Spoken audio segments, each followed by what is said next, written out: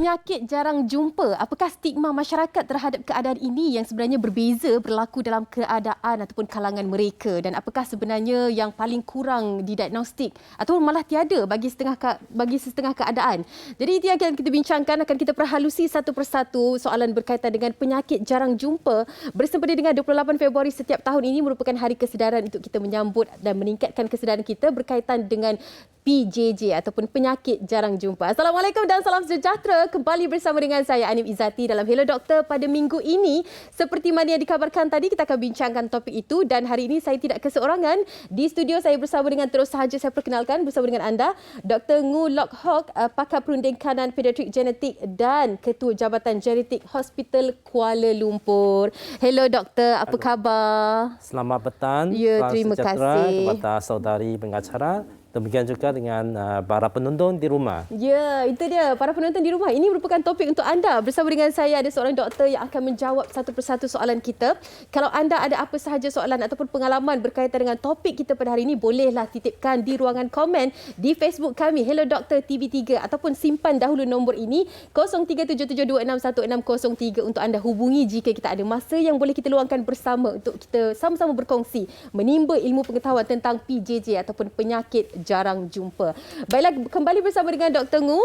Doktor, mungkin kita boleh mulakan dengan untuk memberi fahaman kepada penonton di luar sana, apakah yang dikategorikan sebagai penyakit jarang jumpa? Silakan doktor. Kalau kita lihat definisi penyakit jarang jumpa ini, dia adalah sebarang penyakit yang serius, yang kronik, yang boleh mendatangkan ketidakupayaan yang kronik kepada pengidap. So, kadang-kadang dia boleh mengancam nyawa. Dan yang penting sekali ialah kekerapan berlaku penyakit ini jarang, yang rendah. So, kekerapan ini yang digunakan pakai oleh setiap negara dia berlainan. So, di Malaysia, Kementerian Kesihatan Malaysia, kita menetapkan kekerapan berlaku rendah itu bermaksud dia kurang daripada 1 orang dalam 4,000 orang penduduk. So itu definisi dia di Malaysia. 1 dalam 4,000 orang. Dan apabila ianya sukar untuk didiagnos dan tiada ujian diagnostik yang begitu padat dengan informasi dan sebagainya, mungkin ini juga yang menyebabkan ianya sukar untuk dirawat. Doktor. Ya betul. Penyakit jarang jumpa ini dia banyak jenis. Sekarang setakat ini sekurang-kurangnya lebih kurang 7,000 hingga 8,000 penyakit yang berlainan boleh dikategorikan sebagai penyakit jarang jumpa. Okay. So tiap-tiap penyakit itu dia punya ciri-ciri dia berlainan. So amat suka untuk seorang doktor untuk mengesan dia terutama pada peringkat awal sebab terlampau banyak penyakit dan ciri-ciri berlainan setiap penyakit. Ini antara penyakit jarang jumpa yang boleh anda saksikan di kaca TV anda sekarang ini. Doktor mungkin boleh kongsikan yang mana satu kerap ataupun berlaku, pernah ada terjadi di Malaysia, kita katakan yang mungkin sering kali terjadi, doktor? Kalau kita lihat penyakit jarang jumpa ini, kebanyakan lebih kurang 80% penyakit jarang jumpa ini dia berasal unsurkan kepada genetik. So bila kita sentuh pasal penyakit genetik, dia mungkin disebabkan oleh mutasi kromosom ataupun mutasi gen. So selalunya saya cerita kepada keluarga dan pesakit-pesakit saya, kromosom ni macam kromosom dan gen ni ialah pembawa maklumat genetik dalam sel kita. So kromosom ni ibarat macam sebuah bas. So di dalam bas ada penumpang. So bas tu kromosom, penumpang tu gen.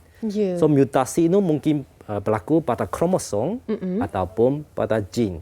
So penyakit-penyakit jarang jumpa yang disebabkan oleh mutasi gen, mutasi kromosom adalah seperti sindrom Prader-Willi, sindrom Williams dan sebagainya. Yang disebabkan oleh mutasi gen adalah seperti spinal muscular atrophy, macam osteogenesis imperfecta, ataupun penyakit tulang rapuh. So itu adalah contoh dia lah. Okey, apa antara penyakit jarang jumpa tetapi yang kerap berlaku, doktor?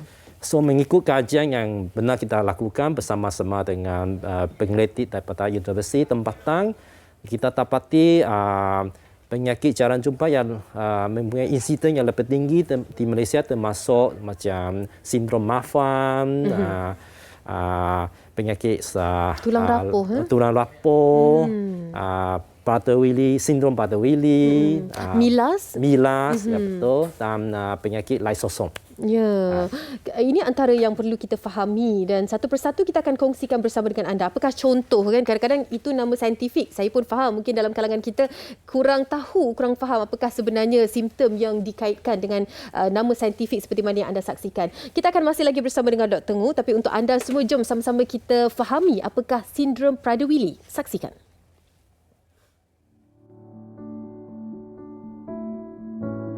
Izara Humaira Imran, kanak-kanak berusia 10 tahun yang disahkan menghidap sindrom Prader-Willi sejak dilahirkan. Penyakit jarang jumpa ini berlaku akibat gangguan genetik yang menyebabkan penghidapnya berasa lapar secara berterusan apabila usianya mencecah sekitar 2 tahun. Waktu dalam kandungan tak dapat detect apa-apa lagi.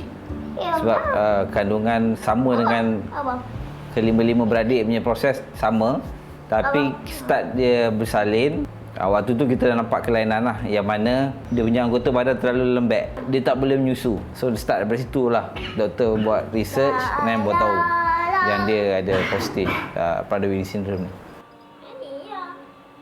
Dia sangat-sangat sensitif dengan makanan. Dia dah start boleh makan sendiri.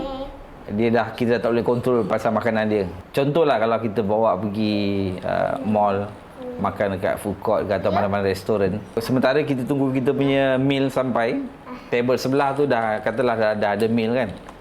Dia tak tentu arah. Dia akan tengok meja sebelah.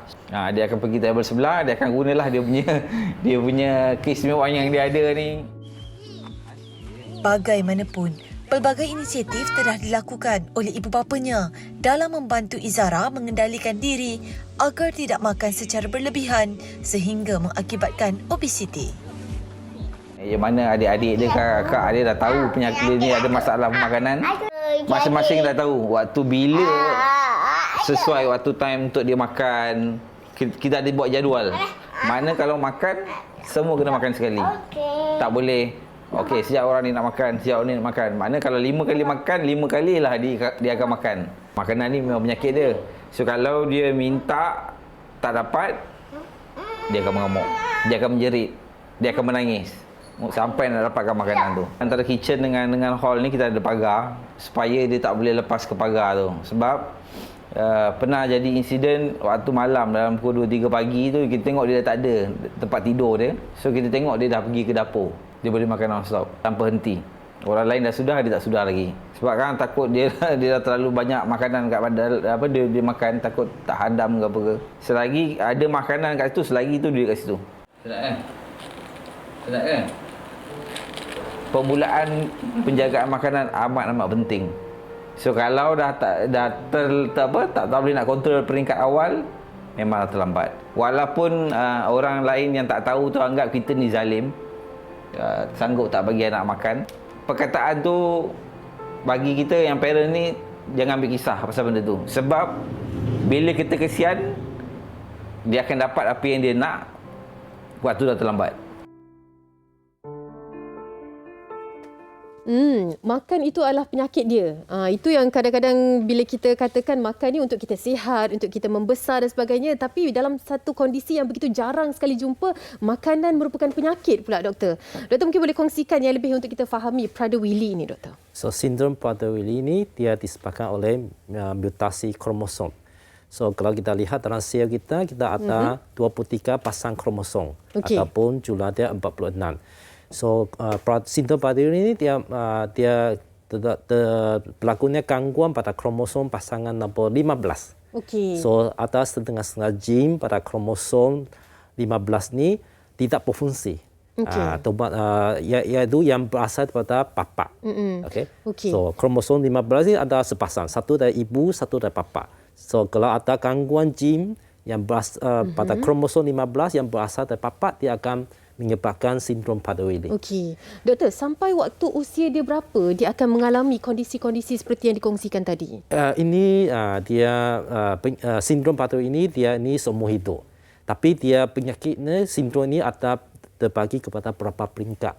So pada peringkat awal, peringkat baby baru lahir, biasanya macam ibu bapa cerita tadi lah. Baby itu dia lembik. Lembik lah. Dia mempunyai tona otot yang sangat lemah. Dia lembik sampai termasuk otot-otot untuk menelan. So kebanyakan mereka memerlukan bermakanan melalui tiup untuk tahun pertama. Lepas tu dia akan pulih. Dia boleh berjalan walaupun lambat, bertutur boleh walaupun lambat. Tapi pada peringkat kanak-kanak, dia masalah lain pula berlaku. Di mana dia ada gangguan fungsi pada satu bahagian otak, kita panggil hypothalamus. Hypothalamus ni adalah bahagian otak kita mengawal appetite kita punya selera makan. So dia ada gangguan pada bahagian ini, menyebabkan walaupun dia sudah makan, dia tak rasa kenyang. Itu sebab dia nak makan lagi. Sehingga dia mengambil makanan terlebih banyak menyebabkan obesiti. Okey, kondisi kesihatan yang lain selain daripada obesiti yang perlu kita risaukan bagi mereka pada peringkat yang mempunyai sindrom Prader-Willi? Dia mungkin mengalami komplikasi yang disebabkan oleh obesiti lah, macam ada gangguan pernafasan, hati berlemak, kencing manis. Walaupun dia makan makanan yang sihat? Betul, sebab memang menjadi sifat mereka, mereka tidak berhenti makan. Malam mereka kalau tidak diberi makanan, mereka akan mengamuk, akan mencari-cari sendiri. Ya. Okey, itu sedikit yang kita boleh kongsikan bersama dengan anda antara penyakit jarang jumpa iaitu sindrom Prader-Willi. Jom sama-sama kita saksikan apa agaknya rakan kita secara maya kongsikan soalan. Kita bacakan terlebih dahulu dari Faris Hafifi. Hello doktor, saya nak tanya macam mana nak tahu anak yang dilahirkan mengalami masalah penyakit jarang jumpa? Mungkinkah ia disalah diagnose sebagai penyakit lain? Jadi ada sendiri tu, mungkinkah ianya akan disalah diagnose doktor? Jangan jawab dulu doktor, simpan dahulu jawapan kita ni. Sebab apa, kita nak rehat seketika, kembali bersama dengan kami untuk topik penyakit jarang jumpa dalam Hello Doktor.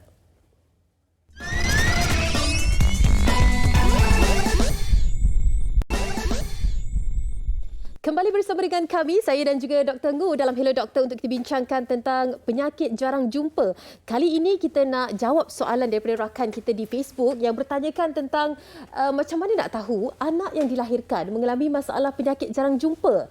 Dan katanya mungkinkah ia disalah diagnose sebagai penyakit lain. Baik, terima kasih Faris di atas soalan. Doktor mungkin ada penjelasannya. Silakan doktor. Memang tidak dapat dinafikan. Kadang-kadang penyakit jarang jumpa ini disalah diagnose sebagai penyakit lain. Sebab kebanyakan penyakit ini jarang jumpa. So mungkin doktor itu kita tak pernah jumpa kes yang serupa. Bila kita pada peringkat baby, sama ada kita tahu sama ada baby itu ada penyakit jarang jumpa, dia ada dua keadaan.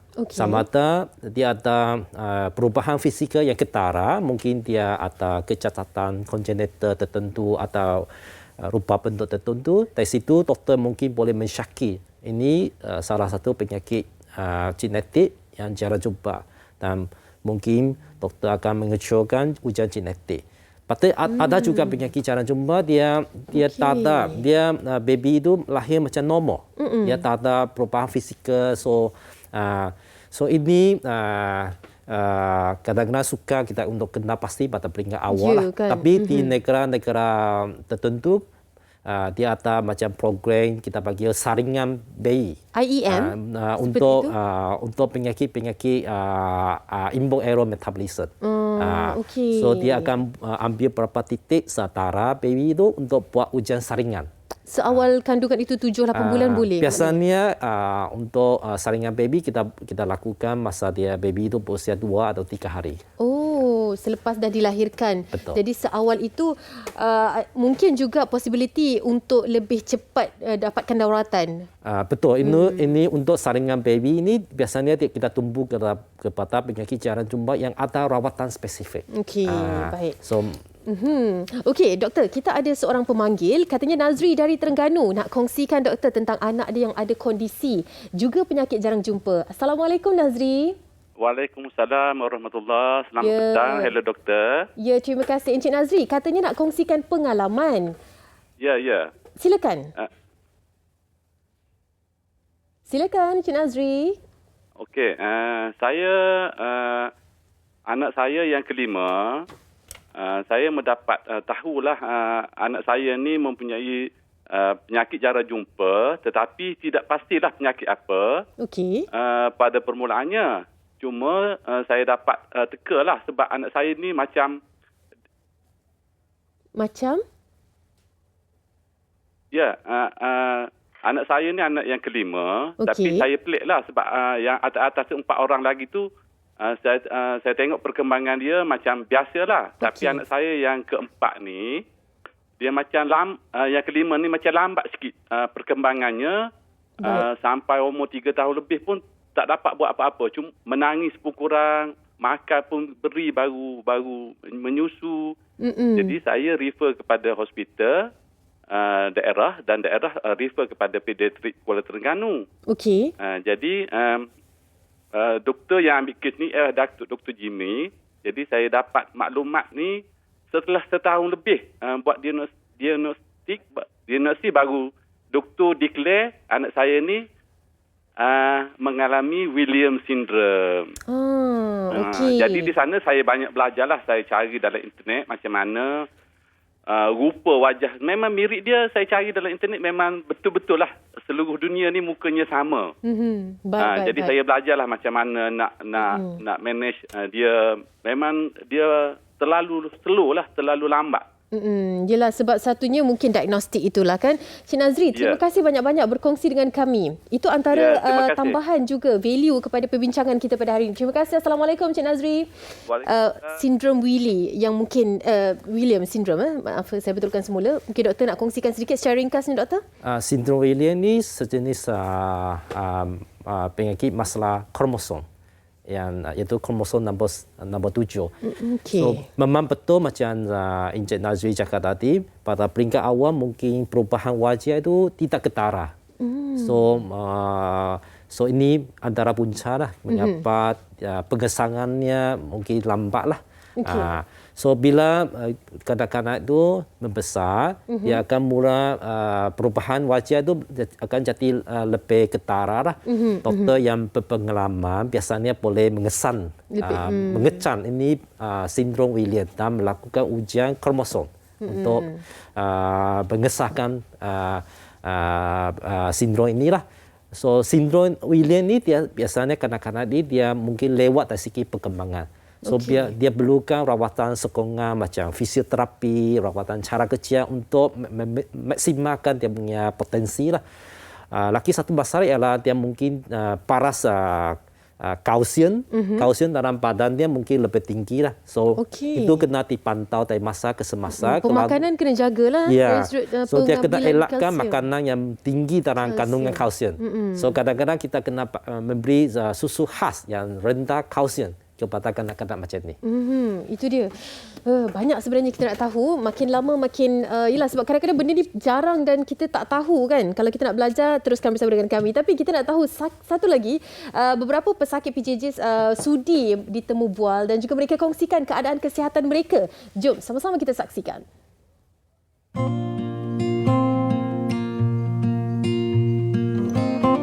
Saya mempunyai masalah hipnodisostosis sejak saya lahir. Doktor mengenali masalah saya sejak saya umur 2 tahun. Antara simptom hipnodisostosis adalah tengkorak kepala saya separuh jalan berhenti. Kebanyakan bayi boleh nampak progres. Tengkorak kepala dia bercantum disebabkan kepala saya besar dan juga belakang kepala saya adalah lembut bila disentuh. Itu antara punca hipnodisostosis. Punca kedua adalah jari. Jari saya pendek dibandingkan dengan jari-jari yang lain. Penyakit saya yang tidak berpeluh, rambut kurang, pertumbuhan gigi yang kurang, bagi saya ia bukan satu isu yang besar bagi saya. Namun cabaran tetap ada, terutama ketika waktu-waktu tertentu. Sebagai contoh, sekiranya pada musim panas, saya menghadapi masalah untuk tidur malam sekiranya tiada power dingin ataupun kipas yang tidak berfungsi baik, ataupun kalau sekiranya saya perlu bekerja di luar, saya perlu membekal diri saya dengan air yang secukupnya. Itu cabaran bagi penyakit seperti saya. Yang paling penting bagi saya adalah dapat hidup dengan masyarakat sekali. Setiap daripada mereka ni pastinya ada cabaran yang tertentu untuk mengendalikan situasi ataupun kondisi kesihatan yang mereka alami. Itu yang perlu kita fahami. Sebab tu kecaknaan ataupun stigma, bagaimana kita harus faham tentang penyakit jarang jumpa ni amat penting dalam kalangan masyarakat supaya kita boleh memberi sokongan kepada mereka di luar sana dengan fahami keadaan kesihatan mereka. Baik, kita nak sambung perbualan kita dengan meraihkan seorang pemanggil di talian. Jom sama-sama kita bersama dengan pemanggil kita. Assalamualaikum. Waalaikumsalam. Ya. Baiklah, Nurul ya? Saya. Okey, Nurul nak kongsikan bersama dengan kami. Silakan. Okey, saya Puan Nurul. Saya tahun lepas didiagnose PPCM. Okey. Saya patah kardiomyopati selepas bersalin. Okey, nama yang mudah untuk kita sebutkan di sini apa? Mungkin doktor pun... PDVF?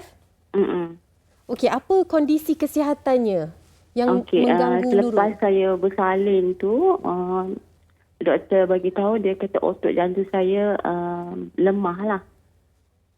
Okey, jadi sekarang ni dah berapa tahun selepas bersalin Nurul? Baru 5 bulan. Jadi tapi saya rasa macam ada improvement lah. Saya punya EF jantung saya. Cuma saya nak tanya, silakan. apa perbezaan kegagalan jantung biasa dengan kegagalan jantung PPCM? Okey. Baik, terima kasih banyak-banyak Nurul. InsyaAllah kita sama-sama mendengarkan jawapan daripada Dr. Ngu. Terima kasih Nurul. Okey, sama. Terima kasih. Okey. Doktor mungkin faham kondisi dia tentang otot jantung yang lemah dan mungkin soalannya perbezaan daripada kondisi gejala jantung yang lain dengan kondisi yang jarang jumpa ini iaitu melibatkan otot jantung lemah. Doktor mungkin fahami sedikit sebanyak untuk doktor kongsikan bersama dengan kami. So kalau saya faham dengan betul, Puan Nurul ni dia ada masalah dengan ototnya, otot dan jantung dia. So kalau kita lihat otot ni kita ada otot lengan, otot kaki, begitu juga dengan otot jantung. So kedua-dua dia ialah tisu otot. So kadang-kadang dia penyakit jarang jumpa ni boleh ada kesan pada kedua-dua jenis otot ni. Otot kaki, tangan. So ada kala dia otot jantung pun terkesan daripada penyakit inilah. Kaitan dia selepas bersalin ada kondisi ini? Ada kemungkinan sebab mengandung bersalin ni ada satu stres yang besar lah kepada badan kita. So kadang-kadang penyakit itu dia terbenam. So dia simptom itu tak muncul. Bila kita ada stres macam mengandung ni, dia boleh menyebabkan simptom itu muncul. So itu mungkin yang berlaku pada Puan Nurul tadi. Okay. Bolehkah kita kategorikan sebagai penyakit Puan Nurul tu ialah penyakit jarang jumpa, doktor? Mengikut kepada kategorinya. So saya kurang pasti apa kondisi beliau itu telah disahkan dengan ujian-ujian yang diagnostik yang diperlukan seperti ujian genetik dan sebagainya. So biasanya pengesahan melalui ujian-ujian ni diperlukanlah sebelum kita boleh mendiagnose orang itu ada penyakit jarang jumpa. Kita tak mau simply label seorang itu ada penyakit ini. Takut ni label ni dia akan membawa stigma tertentu. Betul kan. Dan ianya akan memberi kesan kepada rawatan susulan selepas itu. Baik, sedikit sebanyak Dr. Ngu telah pun berikan jawapan. Kita harap menjawab persoalan Nurul tu, dan kepada mereka yang mungkin nak titipkan soalan boleh lagi bersama dengan kami di Facebook kami Hello Dr. TV3. Kita nak rehat seketika, kembali selepas ini.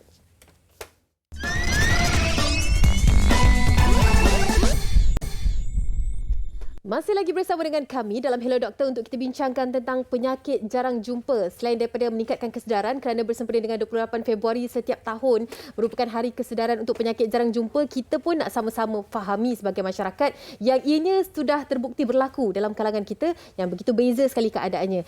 Kita sambung perbualan dengan Dr. Ngu Lok Hok, pakar perunding kanan pediatrik, genetik dan Ketua Jabatan Genetik Hospital Kuala Lumpur. Dr. Ngu, mungkin kita boleh sambung perbualan kita nak libatkan pula bagaimana dengan risiko kesihatan pesakit-pesakit ini. Sebab apabila mereka mengalami satu sindrom yang berbeza, yang sukar untuk kadang-kadang diagnos pun susah untuk kita kenal pasti. Jadi risiko kesihatan yang lain pula bagaimana?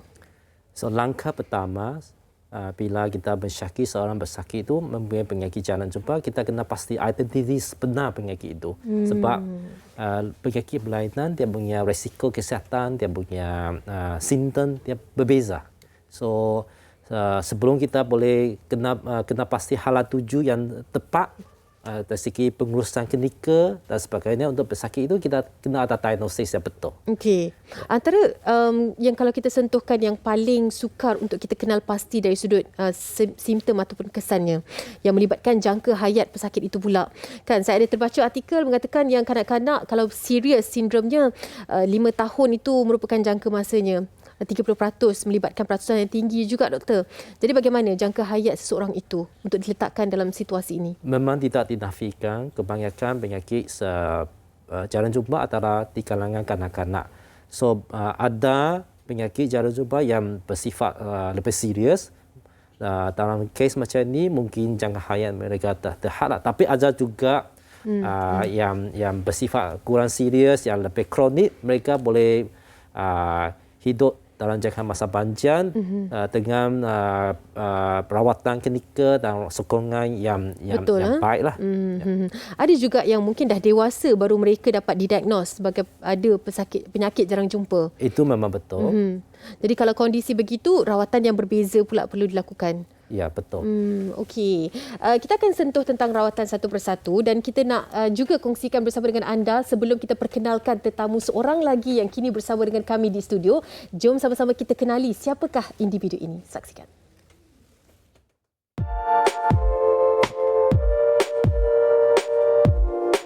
Muhammad Syahrul Hafiz Nur Azmi.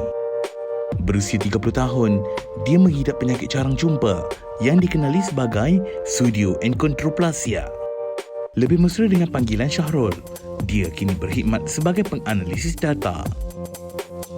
Anak kelahiran Kuala Lumpur ini pernah menuntut di Universiti Malaya bagi peringkat sarjana muda ekonomi dan sarjana statistik gunaan. Bukan itu sahaja, Syahrul juga sedang menyambung pelajarannya dalam bidang sarjana ekonomi di universiti yang sama. Terus kekal menonton Hello Doktor untuk sesi perkongsian bersama Syahrul di studio.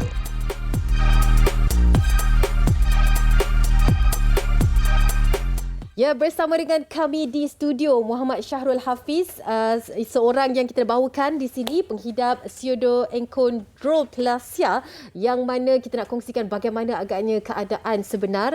Hello Syahrul, Assalamualaikum. Hello, Waalaikumsalam. Okey Syahrul, terima kasih banyak-banyak bersama dengan kami hari ini. Sekurang-kurangnya ini antara yang boleh kita kongsikan bersama dengan penonton di luar sana. Jadi pastinya bila mereka melihat kejayaan yang kita pamerkan dalam bingkisan sebentar tadi, mereka nak tahu bagaimana keadaan anda membesar dengan satu cabaran yang diberikan ataupun mungkin keistimewaan ini. Syahrul nak kongsikan, silakan. Terima kasih Alim. Kalau saya boleh kongsikan, saya membesar sama seperti mereka yang lain. Cuma yang membezakannya keadaan fizikal saya. Dan saya hanya tahu tentang penyakit saya ketika saya berumur 11 tahun. Yang mana sehingga umur saya 7-8 tahun, pembesaran saya adalah seperti normal mereka yang normal. Ya, 100 cm, 105 cm. Cuma daripada usia itu sampai ke usia membesar yang terakhir, peningkatan tu sangat minimal, 1 cm, 2 cm. Jadi dalam konteks membesar, alhamdulillah, saya dikelilingi oleh kawan-kawan yang sangat supportif, keluarga yang sangat supportif. Penting kan tu? Betul, sangat penting untuk saya sebab ia membuatkan saya tidak rasa seolah-olah saya berbeza. Cuma seperti yang saya katakan sebentar tadi, cabaran saya ataupun apa yang saya lalui ketika membesar adalah dalam konteks fizikal yang mana disebabkan kondisi saya pseudoachondroplasia ni dari segi ketinggiannya tidak sama seperti yang lain, jadi ada beberapa perkara yang saya nak buat tak boleh buat ataupun dari segi kekuatan fizikalnya ada limitasinya. Ya betul, limitasi dan itu something yang saya perlu fahami dan saya sendiri kena bagi tahu diri saya, okay, these are the things yang saya boleh buat, ada benda yang saya tak boleh buat. Saya sendiri kena adapt. Dari segi mindset pun kena berubah. Saya tak boleh menganggap orang ni buat tu saya kena buat tu. Tak. Saya kena sesuaikan dengan kondisi saya. Itu cabaran ataupun rintangan yang selalu sepanjang saya membesar lah. Ya, kan. Perlu kuat mental dan fizikal betul. untuk fahami keadaan. Sebelum kita nak bagi orang terima keadaan kita, kita kena terima keadaan diri kita juga. Okey, Dr. Ngoo mungkin boleh kongsikan juga kecaknaan kita terhadap kategori ini. Pseudoachondroplasia ini. Apakah mungkin statistik yang boleh dikongsikan secara rawatnya? Kita perlu fahami di Malaysia terutama sekali. Pseudoachondroplasia ni sejenis penyakit yang kita panggil kategori skeletal dysplasia. Maksudnya penyakit genetik yang melibatkan tulang dan sendi. So biasanya mereka salah satu ciri utama mereka kecil lah. Maksudnya ketinggian mereka kurang daripada biasanya 5 kaki ke bawah.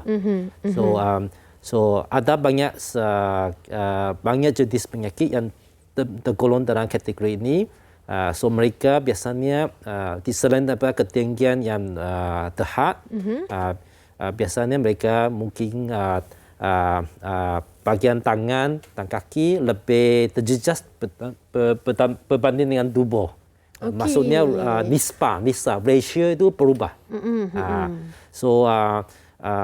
Dan mereka mungkin mengalami macam perubahan tulang panjang di mana kaki mungkin bengkok, memerlukan pembedahan untuk betulkan, untuk luruskan balik. Mungkin ada masalah pernafasan di mana mereka mungkin perlukan bantuan sokongan pernafasan terutama sewaktu tidur. Kena pakai mesin, kita panggil CPAP mesin lah. Sewaktu tidur, jarang sekali mungkin mereka ada sebab perubahan pada tulang, mungkin saraf tunjang mereka mungkin tersempit. Itu kadang-kadang boleh beri kesan lah dari segi keupayaan untuk berjalan. Tapi kebanyakan hampir keseluruhan penyakit pengidap yang masa kecil ni dia punya fungsi kognitifnya normal. Maksudnya dia boleh belajar sampai peringkat universiti, boleh UM graduate. Macam saudara Syarul ni lah. Okey, Syarul sendiri masalah ataupun kondisi kesihatan yang disebutkan daripada Dr. Ngoo tadi, adakah ianya juga dialami oleh Syarul? Ya betul.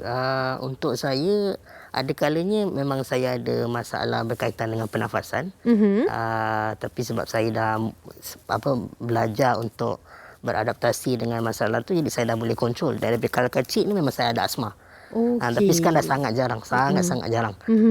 Apa yang dia trigger tu kita dah tahulah. Betul. And then saya juga ada masalah berkaitan dengan sendi-sendi ataupun muscle. Jadi saya tahu kalau saya jalan terlalu lama, dia akan menyebabkan kesakitan yang agak berpanjangan. Saya perlu tentukan berapa jauh dengan exercise dan sebagainya. Slowly kita build out the muscle. Dan macam yang doktor cakap, berkaitan dengan berkaitan dengan tidur tu, sebab saya ada buat ujian tidur, sleep study, dan didiagnose yang bila saya tidur oksigen level saya drop rendah daripada normal. Padahal sebab tu tidur sepatutnya badan kita rehat, oksigen kita tinggi, tapi sebabkan tu saya disarankan untuk pakai mesin yang doktor cakap lah, BiPAP ataupun CPAP, untuk bantu saya. Dia bukannya oksigen pun sebenarnya, dia lebih kurang pada pressure supaya muscle saya tak perlu bekerja keras waktu tidur. Jadi saya boleh relax dan saya boleh menikmati kualiti tidur yang baik lah. Dah lama dah pakai? Sebab saya baru didiagnose dalam tahun lepas ini. Jadi masih dalam ujian. Tapi so far saya nampak ada perubahan lah. Bangun tidur lebih segar dan sebagainya. Kualiti tidur tu? Ya betul. Dan yang lain-lain tu mungkin lebih kepada risiko di masa depan lah. Maksudnya dari segi osteoarthritis yang melibatkan tulang ataupun sebabkan dada saya yang mungkin mengalami pengurangan dari segi volumenya, menyebabkan saya perlu lebih berjaga-jaga. Jadi those are the things yang bila saya jumpa doktor, memahami kondisi saya, kita boleh lebih tahu apa tindakan yang seterusnya perlu dilakukan oleh Syarul. Baik Syarul, banyak sebenarnya Syarul dah kongsikan, tapi tak cukup lagi. Pastinya ramai dalam kalangan kita yang nak tahu bagaimana kondisi nak dikongsikan bersama dengan kita untuk fahami bersama. Tapi kita nak rehat seketika, kembali selepas ini. Jangan ke mana-mana, teruskan bersama dengan kami dalam Hello Doktor.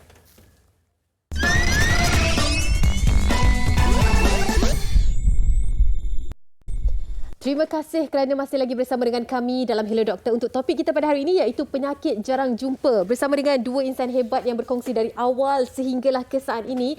Dr. Ngu dan juga Syahrul yang berkongsi kondisi beliau. Dr. Ngu juga dah kongsikan dengan kita daripada awal tadi bagaimana agaknya yang perlu kita fahami tentang beberapa kategori penyakit jarang jumpa. Jom sama-sama kita tinjau di Facebook kerana ada yang berkongsi pengalaman mereka dan juga soalan juga. Sama-sama kita bacakan di sini. Fazlina Afande, saya penghidap Marfan Syndrome. 3 daripada 6 adik-beradik juga penghidap Marfan Syndrome.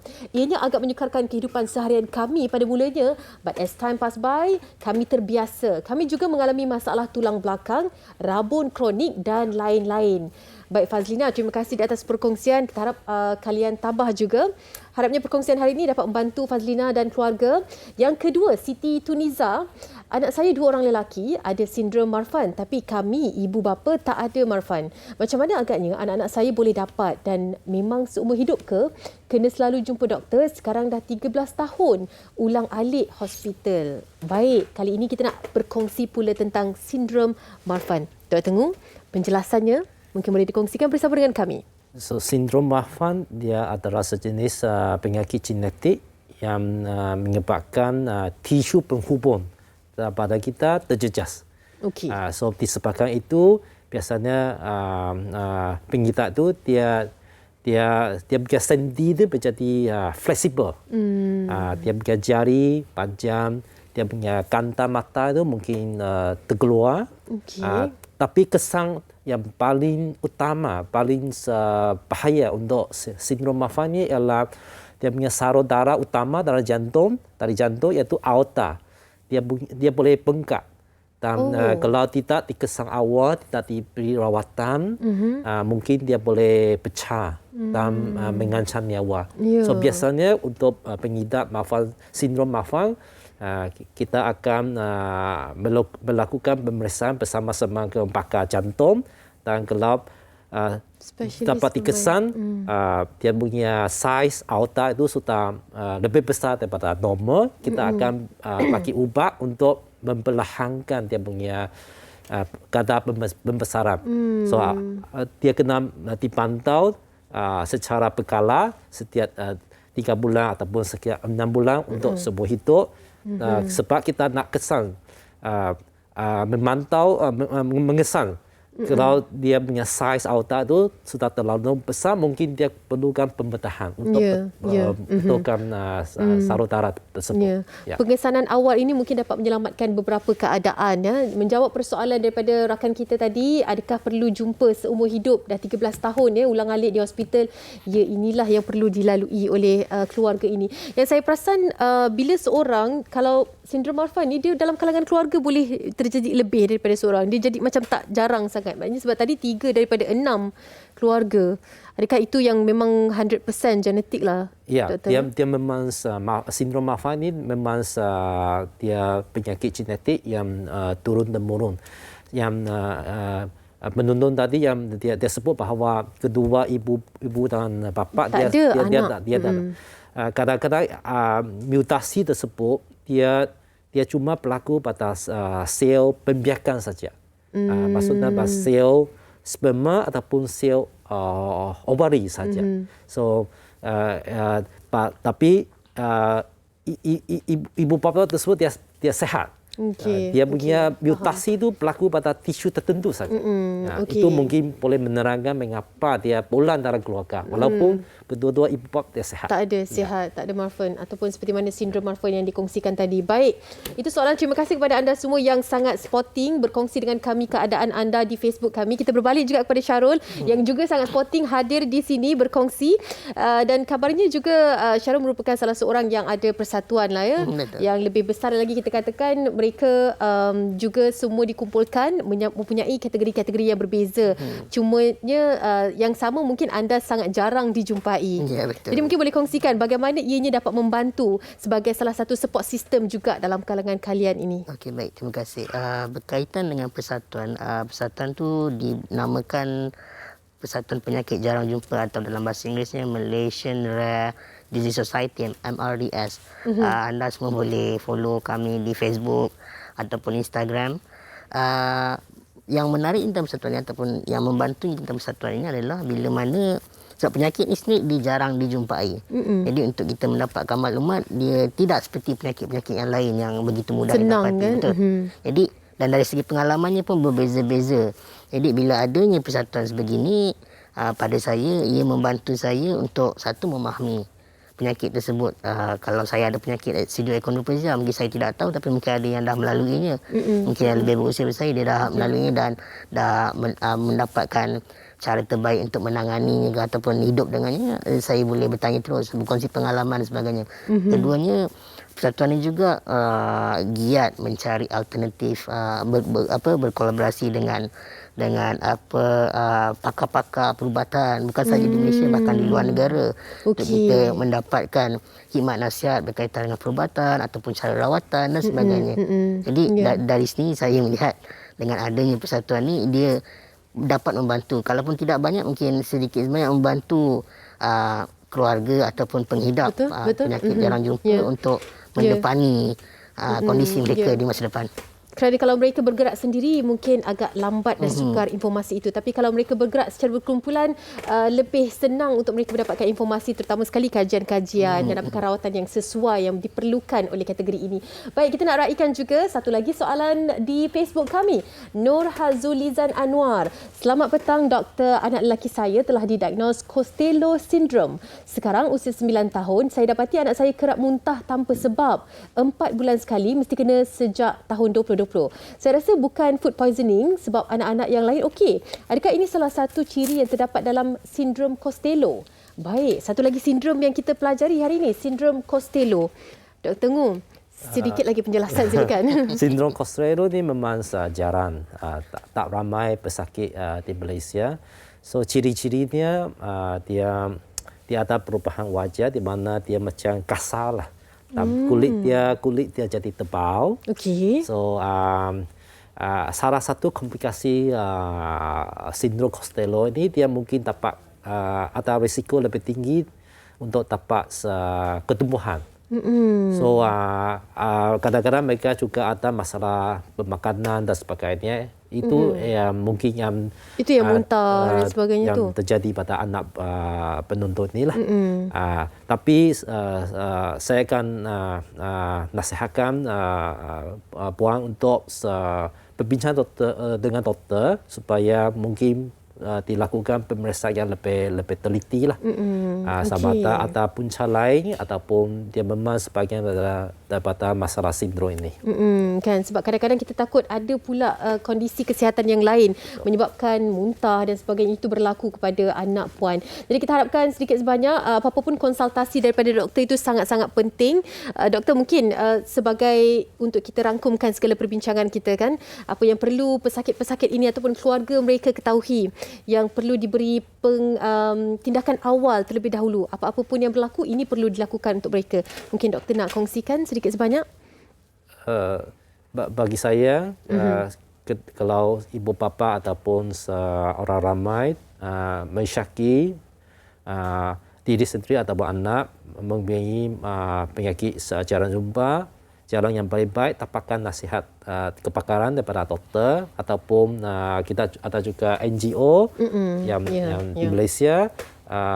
Walaupun kita ada sumber kita mungkin terbatas, tapi ada juga di negara ini ada kepakarannya, ada sokongan daripada NGO dan sebagainya, dapatkan nasihat, dapatkan bantuan dari mereka. Yang penting kita mesti cuba cari diagnosis yang tepat. Dari situ kita tahu halat tuju kita, boleh merancang macam mana pengurusan seterusnya, macam Encik Syarul ni, bila kita tahu ini penyakitnya, kita akan memantau masalah pernafasannya, masalah tulannya, masalah pembesarannya. So yang langkah pertama kita kena ambil ialah mesti tahu diagnosis dia. Betul kan, sebab kadang-kadang bila jarang sangat diketahui ini, lagi sukar maklumat yang perlu kita dapat. Sebagai seorang yang dah tahulah kan, maknanya selok-belok dah ada persatuan dan sebagainya, dan kabarnya Syarul pun nak kongsikan bersama dengan kami ada hari yang cukup perhimpunan keluarga dan persidangan yang cukup penting untuk anda semua, 27 dan 28 Februari ini. Betul, 26 dan 26 Februari. Ya, betul. Okey, silakan. Ya, bersempena dengan Hari Penyakit Jarang Jumpa tahun ini 2022, kerana setiap tahun sebenarnya kami menyambut Hari Penyakit Jarang Jumpa, dan untuk tahun ini kami menganjurkan Perhimpunan Keluarga dan Persidangan bagi meraihkan dan berkongsi segala macam maklumat dan pengalaman berkaitan dengan penyakit jarang jumpa.